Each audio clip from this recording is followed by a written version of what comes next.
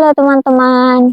Nah, kali ini saya akan melanjutkan part-part mimpi yang kemarin. Jadi masih kelanjutannya mimpi ya, yaitu membahas tentang etika dan juga syarat-syarat yang harus dimiliki oleh seorang yang menjadi penafsir mimpi. Nah, kan kemarin saya sudah bilang kalau penafsir mimpi itu gak sembarang orang, gak semua orang bisa menjadi penafsir mimpi. Akan tetapi ada syarat dan etikanya, teman-teman. Nah, jadi langsung saja. Yang pertama adalah orang ini harus orang yang betul-betul mengamalkan apa yang diperintahkan oleh agamanya dan juga menjauhi larangan-larangan dalam agamanya tersebut. Kemudian yang kedua, orang ini harus memiliki tabiat yang baik, yang mana tabiat ini bisa menjaga dirinya, tingkah laku, makanan, ataupun minuman dari hal-hal yang melanggar syariat. Dan juga orang ini harus memiliki kemampuan yang kuat untuk menjaga dirinya supaya tetap bisa menjaga dan menyimpan rahasia ataupun aib dari orang lain. Yang ketiga, harus pandai dalam menganalisa, kemudian memiliki kecerdasan yang tinggi, termasuk juga ahli sastra, terus mampu membedakan mana mimpi yang kuat, mana mimpi yang lemah, dan harus mengerti situasi atau status sosial seseorang. Kenapa harus seperti itu, teman-teman? Karena satu jenis mimpi, jadi satu jenis mimpi yang sama, ini akan memiliki arti yang berbeda-beda sesuai dengan status sosial seseorang. Contoh, ada seseorang yang bermimpi melihat segepok uang utuh, ya kan? Nah, kalau mimpi ini dialami oleh seseorang yang istrinya waktu itu sedang hamil, maka dia akan mendapatkan atau akan memiliki anak laki-laki. Nah, kemudian kalau mimpi ini dialami oleh seseorang yang sedang mendapati konflik dengan orang lain, maka mimpi ini memiliki arti bahwa orang tersebut akan mendapatkan ucapan yang baik dari musuhnya, seperti perdamaian. Kalau mimpi ini dialami oleh orang yang fasik, maka dia akan mendapatkan mara bahaya. Atau kalau mimpi ini dimiliki atau dialami oleh seseorang yang sedang bangkrut saat itu, maka ya dia akan mendapatkan penghasilan. Nah, dari situlah sisi perbedaan yang harus dipahami dari status sosial seseorang untuk kita menafsiri mimpi, teman-teman.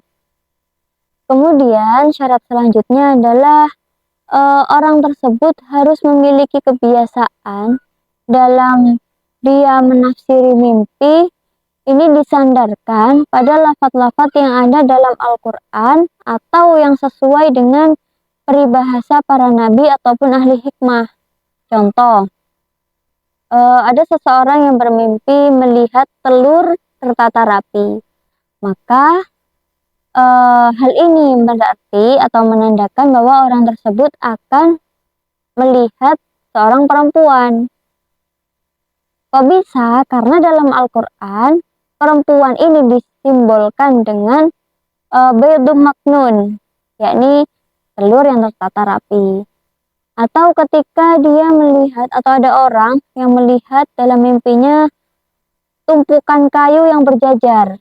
Nah, maka ini berarti dia akan melihat musuh atau orang munafik, karena musuh atau orang munafik ini dalam Al-Quran juga disimbolkan dengan khusyubun musanadah, yakni kayu-kayu yang disandarkan. Kalau contoh dari kalam atau peribahasa para nabi dan juga al-hikmah, contohnya adalah mimpi melihat atau mimpi mengganti tempat tidurnya, menggantikan kasur. Kasur kan tempat tidur kan. Nah, menurut atau sesuai dengan peribahasa Luqman Hakim, mimpi seperti ini menandakan bahwa orang yang bermimpi akan mengalami sebuah perceraian. Nah, kalau mimpi ini saya juga mengalaminya teman-teman. Maksudnya bukan saya pribadi, akan tetapi ada orang yang bermimpi hal demikian, menggantikan kasurnya, kemudian cerita sama saya. Nah, pada waktu itu eh, kami, saya dan juga dia yang bermimpi itu belum mengetahui apa arti dari mimpi tersebut. Nah, eh, berselang kemudian hari, beberapa bulan, dia mengalami sebuah masalah dalam keluarga yang akhirnya menyebabkan adanya perceraian. Terus contoh lagi yaitu mimpi melihat dokter. Kalau sesuai dengan peribahasa Nabi Isa, maka melihat dokter ini sama dengan kita akan bertemu dengan orang yang alim. Atau bermimpi melihat burung gagak, burung raja wali, kalajengking, tikus, ataupun anjing. Nah, ini adalah menandakan kalau akan adanya kefasikan. Karena apa? Sebab 5 hewan ini oleh Nabi sudah digolongkan pada golongan hewan-hewan yang fasik, teman-teman. Kalau dalam suatu daerah ada juga yang menyebutkan kefasikan ini diartikan dengan sihir contohnya. Nah, kemudian syarat selanjutnya yaitu orang yang menafsirkan mimpi harus juga berhati-hati atau tidak terburu-buru dalam menafsiri mimpi. Kemudian tidak boleh menafsirkan mimpi dalam waktu atau pada waktu yang tidak tepat. Nah, waktu yang tidak tepat ini ada 3, yaitu ketika terbitnya matahari, terbenamnya matahari, dan juga tergelincirnya matahari di waktu siang.